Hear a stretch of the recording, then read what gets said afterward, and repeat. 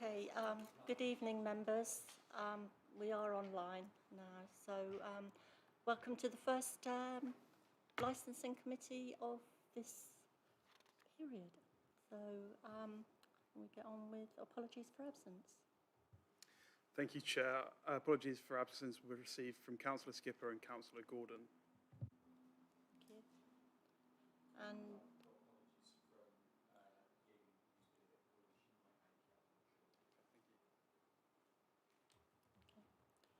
And to confirm and sign the minutes of the meeting held on February the 15th, 2023. Does anybody have any comments on them, or are you happy that I sign them as a correct?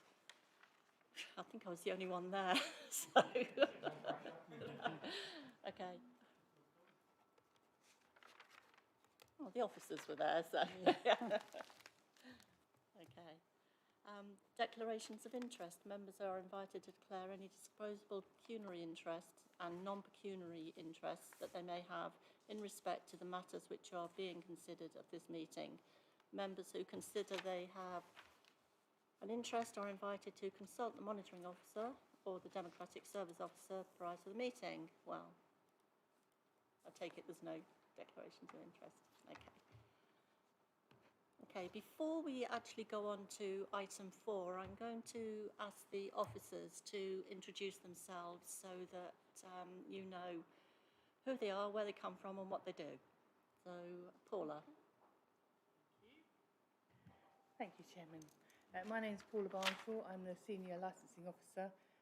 So basically we look after alcohol licensed premises, gambling premises, taxi and private hire, charity collections and pavement licenses. Thank you. Hi, I'm Natita Fleet. I'm Senior Environmental Health Officer. I look after food safety and health and safety. And I'm Frances Soper. I'm the Environmental Health and Licensing Manager, and the Food and Safety team and the licensing team come within my remit, as well as the environmental control team that deal with pollution. We also have present Shakila Gurung, who is just observing for this meeting tonight.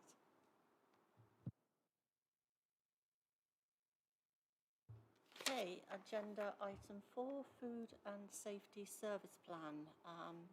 Frances, yes, over to you. Thank you, Chairman. The purpose of this report is to seek the committee's approval for the Surrey Heath Food Safety and Health and Safety Service Plan for 2023-24, which is attached to the report at Annex A. The service plans come to the licensing committee every year for approval, and the Food Safety and Health and Safety Service contributes to the health and well-being and economy corporate priorities that are set out in the 5-year strategy and in the Council's annual plan. The Food Standards Agencies, which is the national competent authority for the arrangement of official food controls, requires all local authorities to have a food safety plan, and it is advised that this is submitted to the relevant member forum for approval to ensure local transparency and accountability. Health and safety law is enforced by officers employed by local authorities and the Health and Safety Executive. The Council is required to make arrangements for enforcement of health and safety at work legislation under Section 18 of the Health and Safety at Work Act and the National Local Authority Enforcement Code. The Food Standards Agency and Health and Safety Executive also require local authorities to complete annual returns, providing data on the enforcement activities carried out so they can monitor that local authorities have adequate arrangements in place and are carrying out their enforcement duties.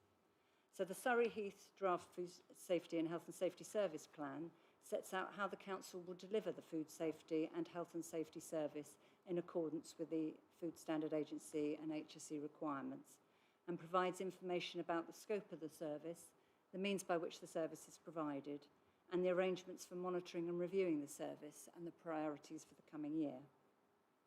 The headlines in the service plan for food safety are that Surrey Heath have 704 food businesses which are subject to inspection by the food safety team. This number has remained static since an increase seen in 2021, which was due to an increase in primarily home-based businesses during COVID lockdown. In 2023, the food safety team carried out 433 visits to food premises, which was made up of programmed inspections, advice visits, sampling visits and intelligence gathering visits, as well as revisits to check compliance with legal requirements. All the programmed inspections that were due in accordance with the Food Standard Agency programme were carried out in 2022 and 23. The food safety team also award the National Food Hygiene Ratings in eligible businesses. These are the food hygiene rating stickers that are in windows and also available online. And 98% of food premises in the borough achieve a food hygiene rating of 3, 4 or 5, which is satisfactory, good or very good. The small percentage of businesses that have a 0, 1 or 2, which means urgent improvement, major improvement or some improvement necessary, were subject to enforcement action in accordance with the Council's graduated enforcement policy to bring them up to standard. 52 food complaints and complaints about food premises were investigated, and we received 125 foodborne infectious disease notifications and took 25 food samples for laboratory analysis for bacteria. In terms of enforcement action in 22-23, 7 formal notices were served under the Food Safety Act for hygiene improvements, and 1 hygiene emergency prohibition notice was served closing a restaurant following a significant food poisoning outbreak, and there is a prosecution pending for hygiene offences in relation to this. The team also was successful in securing £10,000 in imported food grant from the Food Standard Agency, which enabled additional checks to be carried out on imported food sold in the borough, and non-compliance with labelling regulations and presence of pesticides and banned substances were identified and followed up. For health and safety, the headlines are: the Council is the enforcing authority for health and safety for approximately 1,400 businesses in the borough, and these are offices, retail, hospitality and leisure services premises. The scope of the service includes advising new and existing businesses on compliance, investigating complaints and accident notifications, carrying out targeted proactive visits and promotional activities, and taking enforcement action as necessary. In accordance with HSE requirements, resources are targeted on those businesses carrying out activities which give rise to the most serious risk and are known to be the least well controlled. Unlike for food safety, there isn't a formal inspection programme frequency set by the HSE, it's priority based. In 2023, the team carried out 313 health and safety business interventions, responding to 24 complaints and inquiries and 36 workplace accident notifications. Proactive enforcement initiative was carried out regarding gas safety in catering premises, with 184 businesses being contacted and 32 formal notices having to be served under Health and Safety at Work Act on unsafe appliances, and also inadequately qualified engineers were identified, which were reported to GasSafe, who regulate the engineers. The team also worked with event organisers regarding 24 public events to ensure health and safety risks were effectively managed, and the team chaired the multi-agency safety advisory group meetings, which are required for larger events. Priority health and safety work in 2023 is focused on the high-risk areas identified by the HSE, and in particular electrical safety and hospitality settings that will be looked at, safety and use of inflatable amusement devices, and visitor attractions involving animal contact, for example, petting farms. There are no additional resource implications arising from this report, and the Licensing Committee is advised to resolve that the Food Safety and Health and Safety Service Plan attached to Annex A to this report be approved. Thank you, and I'm happy to answer any questions. Okay, thank you, Francis, for a quite comprehensive report. Do members have any questions? Councillor Lee. Thank you, Chair. So if you have a quick look on the Schools on the Doors website, obviously gives you the current ratings, and we've got 2 businesses within the borough that are on a 1 at the moment, and I think, is it 5 we've got on a 2, so they're the ones that don't fit into our KPIs. Can you talk a little bit through how this plan maps to supporting those kind of businesses within our economy to driving up those numbers, to drive through customer confidence in them, because obviously part of this is not about whipping them, it's about driving up standards. So I'd be interested to hear particularly the two that are languishing quite low. I know one's been there since the beginning of the year, I think, in the stats, and one of the number twos has been there since November last year. So it'd be quite interesting to understand the effectiveness of the plan here in terms of driving that improvement for those businesses and obviously for the local residents as well. Okay, thank you. In terms of the lower scoring premises, when we do an unannounced inspection, their rating will be based on what we find on that unannounced inspection. Where a premises isn't found to be satisfactory, there will be a graduated approach to enforcement. Usually it will be obviously advice on compliance given at the time of the inspection. That will be confirmed in writing, identifying the regulation that's not been complied with, what they need to do to comply with the legislation and a timescale for doing that. And there'll be the contact details of the officer, so if they have any queries or need any further advice, then they can contact the officer. A revisit will be carried out to check compliance with the requirements, and again, that's an opportunity for the business if they need any assistance with compliance. It may be relating to the paperwork that they have to maintain. That's something the officer can assist with. At that point, they will not then be revisited if they've complied with the requirements until their next programme inspection is due, so their rating won't change. They can, however, ask for a re-rating inspection, which there is a fee for, and quite a lot of businesses, if they haven't got the 3 or above, will ask for a re-rating, and then another unannounced full inspection will be carried out, and a re-rating can be afforded, and in most cases a higher rating is achieved. Does that answer your question? So within this plan, the plan covers that we do the revisits, we offer a service where you can get a re-rating inspection, and that does bring about improvements in the ratings profile. It's also worth pointing out that to be on some of the delivery platforms, you need at least a 3 rating, and so for many businesses, that's key driver for them to come back to get a re-rating if they haven't scored the 3 or above. So the next step for the business is, given they've obviously had these ratings for some degree of time, for example, January, they'll have had that initial inspection, they'll have had the support, so to drive up the rating to the next level, if they've improved, they then need to do a re-inspection, which is a chargeable fee. And how much does that cost? Forgive me, I'm relatively new here. It's currently £195. So £200, and that would then drive up their rating there. Cool, okay, that sounds quite positive. And then presumably, if they're remaining at a 1, presumably is that what's the escalation path for enforcement action? If they are remaining at the 1, we do the revisit, and they haven't complied with the legislation, then that's when we start moving up to more formal notices to secure compliance with the legislation.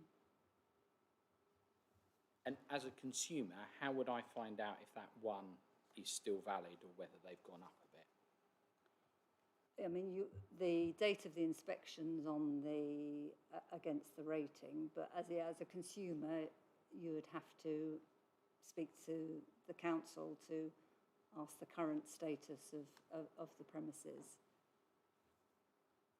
So we'd need to, so if for the businesses on 1s and 2s, I'd need to write to the council and ask for the current status. Yeah, I mean, if you wanted to know, the current status, you know, I see this premises has got a 1 and it's had that. I mean, if it had a 1 rating, it would be probably due for inspection quite quickly, 6 months. No, Depends on the risk, on the type of business, yeah. business. If it's a high-risk business, it probably would be inspected within 6 months. This inspection intervals depend on the risk of the business. in terms of who you're catering for. For example, care homes are inspected more frequently than other catering premises because of the vulnerability of the residents. That was really comprehensive. Thank you for your time. Thank you.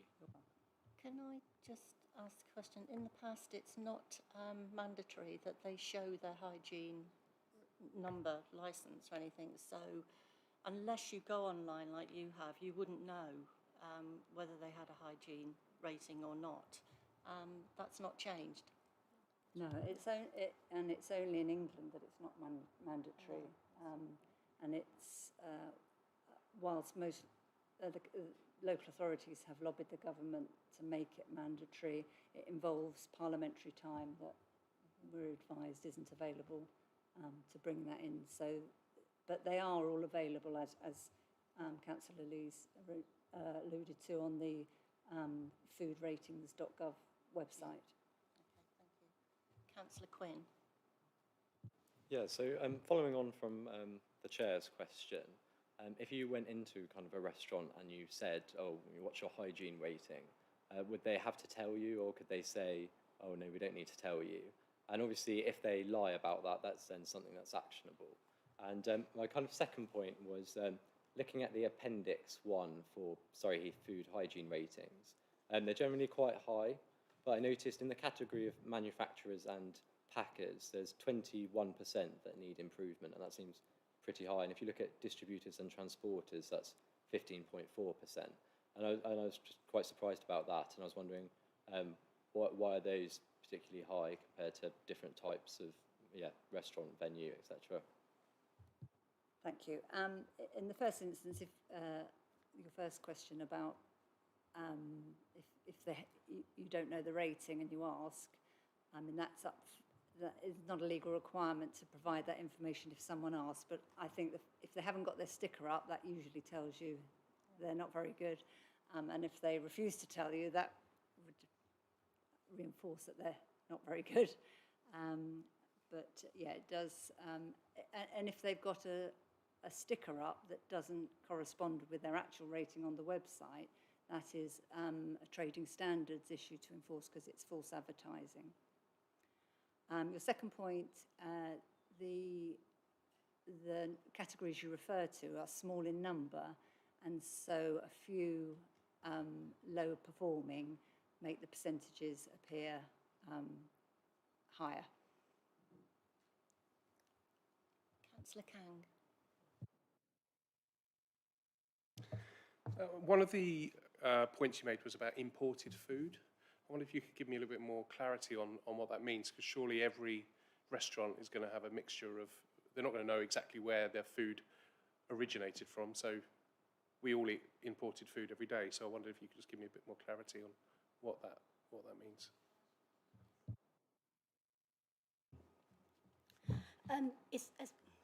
The project we did is more specific project, if that makes sense. So it's not, we don't go out to check for all the restaurants, but we targeting on the retailer. So we go there to check about where the product come from. Do they have the importer detail, the label in English? Do they have any ingredient that is not supposed to be? Those kind of things. So yeah. So it's not like, oh, we go to all the restaurant and we check all the import food, and when we do the food hygiene inspection, we will check about who is their supplier. So. Hi, I just looking at the breakdown of the food sampling on table 4, page 20. I'm interested in unsatisfactory results, the cloth. I just want clarification whether it was aprons or whether it was the cleaning. I mean, if you find cross-contamination, I mean, that's usually I mean, do you not sort of enforce the cleaning of hands, or do you not enforce further training for the staff? How do you deal with those situations? Yeah, thank you. Where we have unsatisfactory results, then they're communicated back to the business, and specific actions and advice given on what the likely source of the problem is. So they would be given advice on more effective cleaning, the type of cloths they're using, etc. Right. And do you do a revisit? Yes, if we have concerns, then we would do follow-up sampling. We do routine sampling, so we target our sampling on those premises where we think there may be problems, and we would do follow-up sampling to check that cleaning had improved. What time period do you go back to samples? It depends. If it was a particular concern that there was going to be a risk, we would prioritise that, or it may just be part of the next routine sampling that we would do, include them again on our sampling programme. All right, thank you. Thank you much. Councillor Thompson. Just a quick one. What's the obligation of a vendor to self-report? Let's say they had an infestation. They weren't caught as a part of an inspection, but they themselves have noticed something. They've dealt with it themselves. Do they need to report that? No, there's no requirement on them to report that. I mean, some premises will contact us for advice, but yeah, quite often we will, when we do a routine inspection, may look at their pest contract book and see that they've had a problem. But if they had a problem, they've got a contractor in place and it's been dealt with, then obviously that's better than if we just turn up and find there's been an infestation that's been going on a long time that they've done nothing about. But yeah, they don't have to notify us. Any more questions? Okay, thank you. There's a recommendation. The recommendation is that the committee is advised to resolve that the Food Safety and Health and Safety Service Plan 2023-24 attached to Annex A to this report be approved and adopted. Does everybody agree to that? Okay, thank you.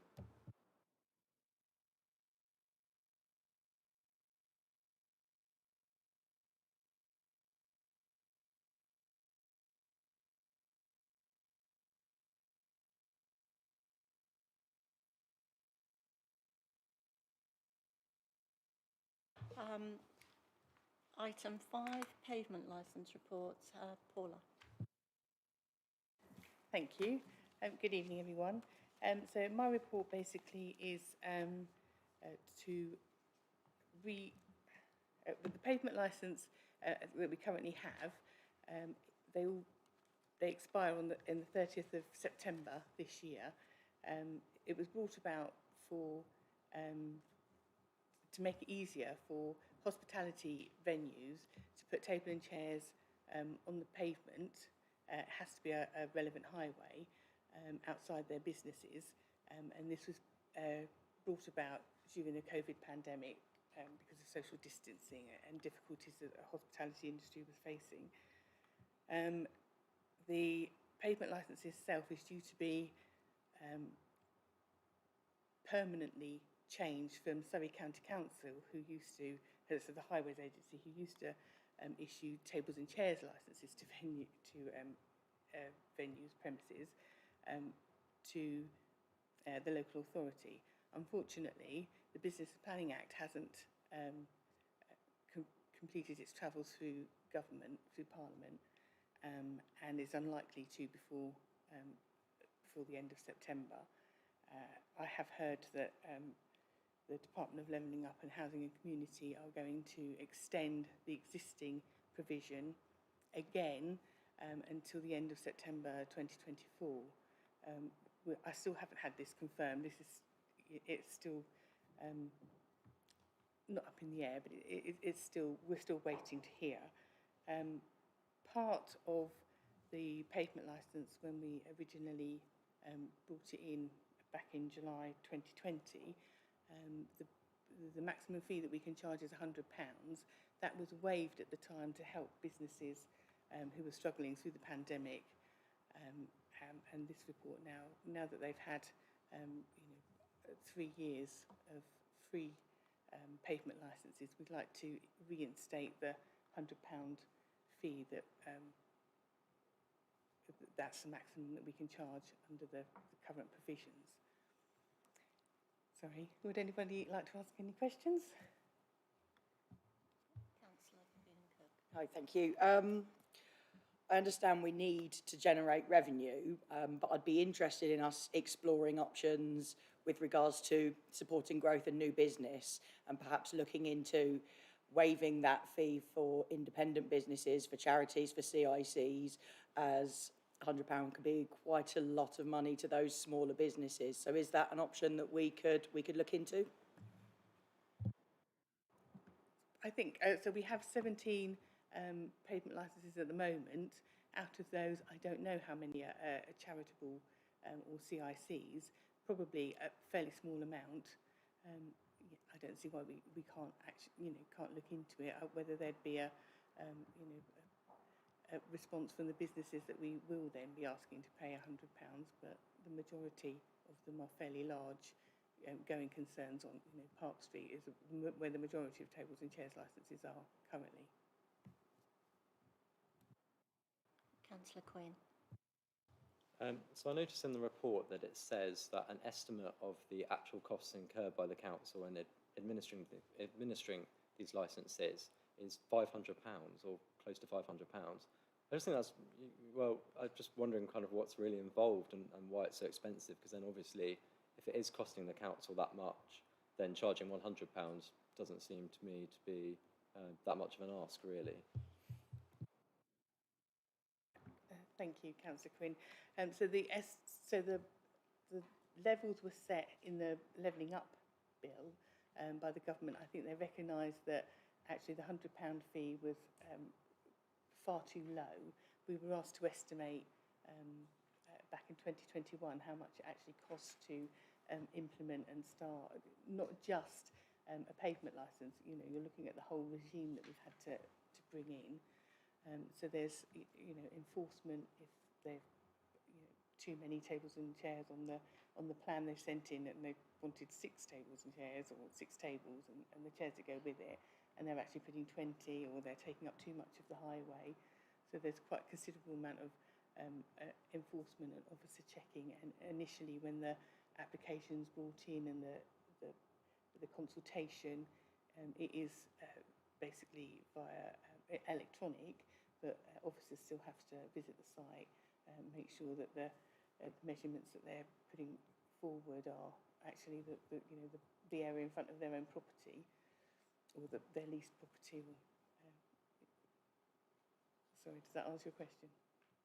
Yeah, that's good, thank you. There's a lot of health and safety involved, and is it safe on the highway and everything. So there's a lot of work, a lot of officer time goes into actually giving a pavement licence. It's not just, they don't just ring up and say, can we have a pavement licence, say yes or no. It's, you've got to go out and inspect the site, and I think you used to have to liaise with county as well, because it's county highways pavements. So yeah. Sorry, Councillor Lee. Thank you, Chair. Interesting point about the enforcement. I think collective punishment is probably something I don't support. So those people having a licence that haven't done anything wrong shouldn't really be paying for the enforcement of those that have done things wrong. They've got business to run. I think I like Councillor Finn and Cook's suggestion of looking at the smaller local businesses and the community interest groups. This council needs to make sure we back those local businesses. It's really important to back local businesses when they're critical local employers. And I think that's a really, really important message I think we as a council need to send. I think when we're looking at major chains and multinationals, that's a slightly different kettle of fish, as they say. And I think a more vibrant, sort of welcoming cafe culture is something that I think would be really good for Surrey Heath, and certainly looking at how we increase footfall within Camberley Town Centre. I, for one, was quite saddened when I saw there was the Bear, and I think is it Rotisserie or Roti Corner, had wonderful outside seating areas, and overnight they were just taken away. And you just think, is that the sort of way we want to promote and back our local businesses? I'm sure there were probably valid reasons behind that, but it's about that kind of welcoming environment to drive footfall within our primary and also our secondary and tertiary shopping areas. Shopping's pivoted, hasn't it, to much more of a experience and kind of eating out type culture. So I think we should be backing and supporting that. And as Cal says, Councillor Finn and Cook says, when we've got small local businesses that want to be part of that vibrancy, I think we should find every way possible as a council to support them. We know how tough it is financially ourselves, I agree, but equally we've got to make sure those businesses survive so they carry on paying taxes.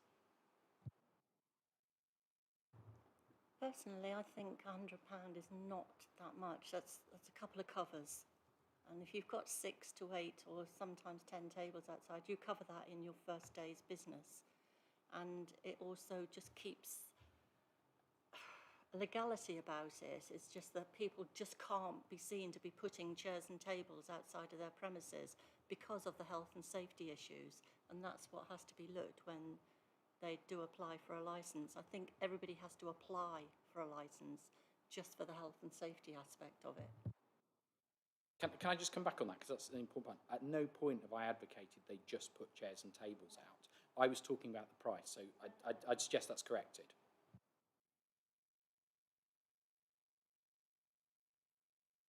Councillor Thompson. I think I'm probably minded to agree with you, Councillor White, that if we're talking £100 for a year, that doesn't feel like a particularly excessive amount of money to effectively maybe give you 2 extra covers on a piece of land that you don't technically own for the course of a year, in the context of the benefit that the business is getting from that, and in the context of the fact that we need to be fair but also raise additional funds for the council. I'd be minded to agree with that. Just to give you some context, I was in another city in another country last week, and it's standard that you pay 10% extra if you want to eat on the terrace rather than inside the restaurant. I'm not suggesting we can get away with that in Camberley, but I'm guessing that they have local tariffs as well, which is what's driving that additional price. I do like the idea of having a varied system depending on the type of business, but I think that might be very difficult to administer and might just push up the price of the cost of the whole process.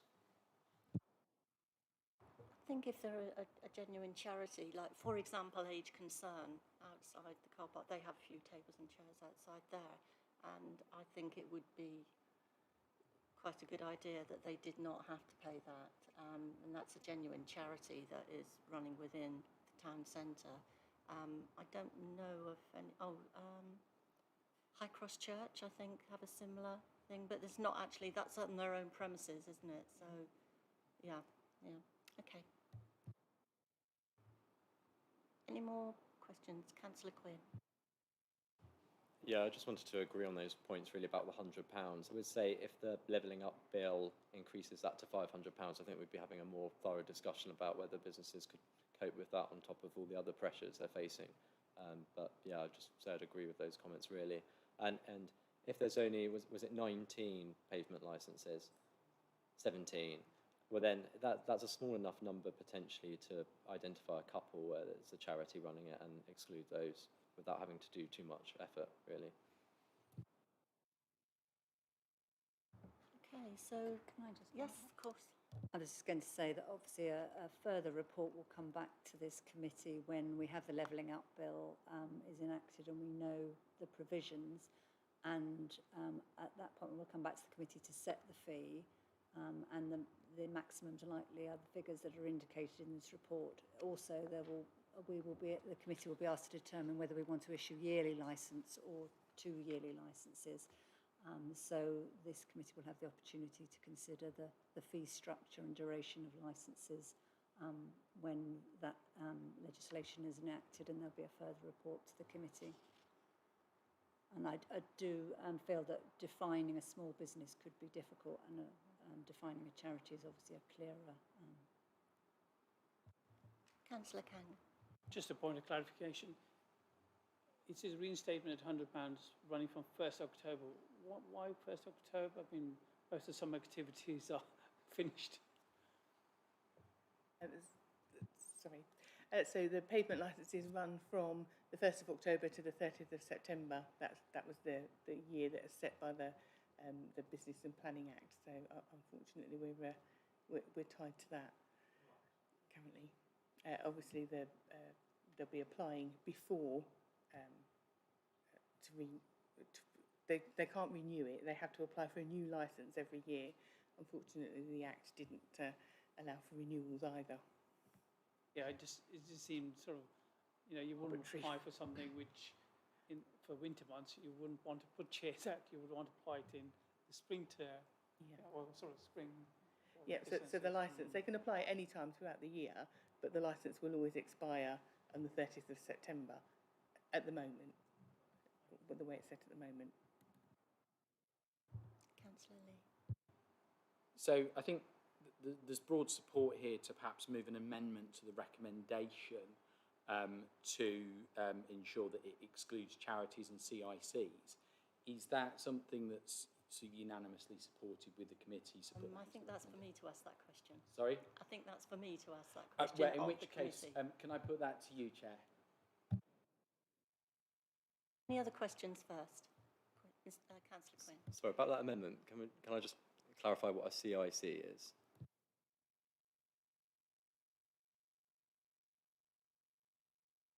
I'm happy to move the amendment. Okay, recommendation is that the fee for application for pavement licence be reinstated under the provisions of the Business and Planning Act 2020 from October the 1st, 2023, and it will be £100 with the exception of CIC and charities. Everybody agreed with that? Great. Thank you, that's unanimous.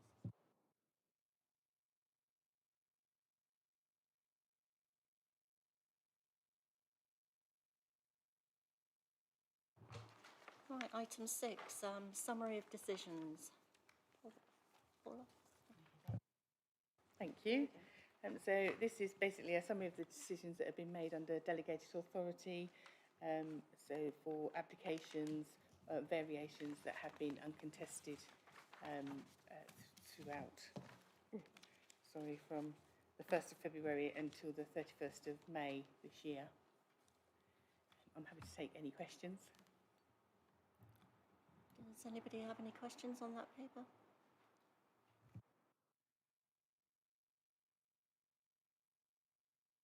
Recommendation is just to note the report, so noted.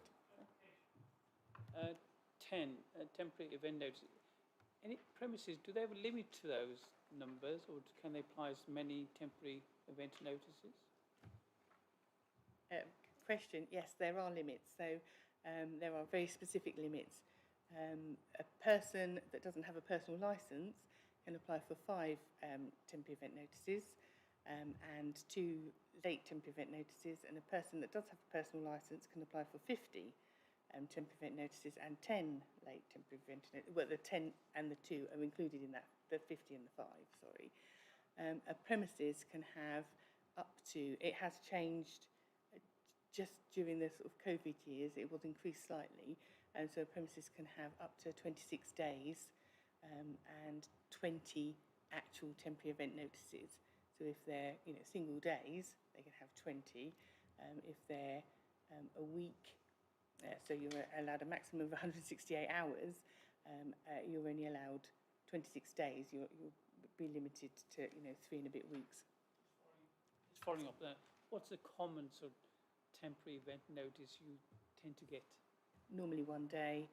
Lots of summer fairs. We had quite a lot of for the coronation, the Jubilee as well. That had lots of street parties, and it's only if a temporary event notice is really only required if they want to sell alcohol.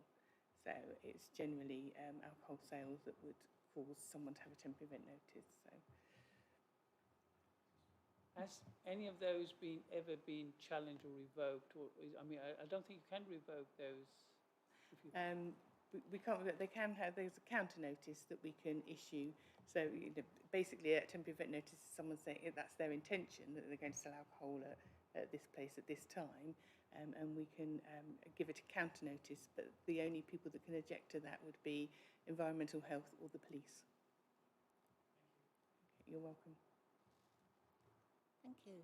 So that report is noted. Thank you. Item 7, Licensing Committee Work Programme 23-24. Does anybody have any comments on the programme, or is there anything you would like to bring to one of the meetings?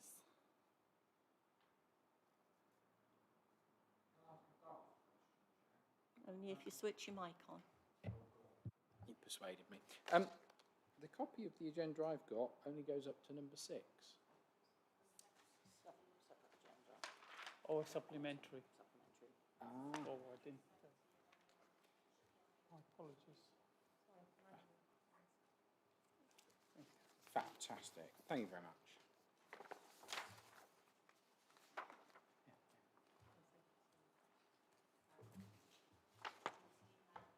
I'll send out as well advising you that there was supplementary.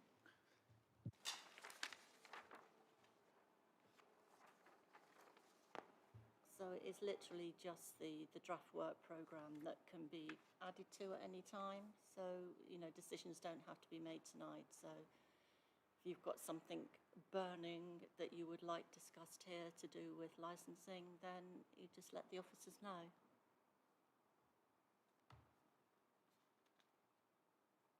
So everybody content with that? Okay, Councillor Lee? Just skim reading, Chair, bear with.